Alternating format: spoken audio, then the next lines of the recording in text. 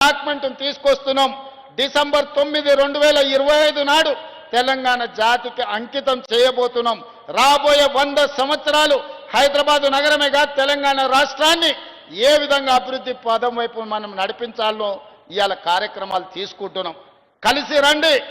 ఈ కడుపులో విషం పెట్టుకొని ప్రాజెక్టులు ఆపకండి.